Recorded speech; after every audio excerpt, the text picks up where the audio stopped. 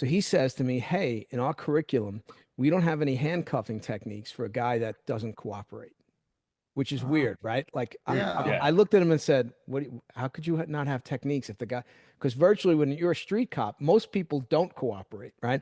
all the So he time. goes, could you come to my next weekly class and could you teach the techniques you have for cuffing criminals? And I said, sure. So I kind of did the same thing. The first one I went to, I spent a week there. I taught the one day and I took the rest of the week's class so I could get the certificate. Very similar to what you did. And I also ran into like the one time I went to help him and he said to me, oh, we have a bunch of guys here from that are holdovers from Hoover Days, J. Edgar Hoover. So Oh, these are a little bit older. And he's like, yeah, they're not going to probably like that you're here because you're an outsider. And I was like, all right.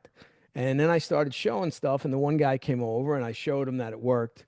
And at the end of the day, he came over to me. He says, hey, I'm teaching a class next week. Do you think you could come in the one day and help me out? And I said, sure. So it's interesting, right? So you kind of had the same thing where you knew what you were doing, but you got to get that certificate.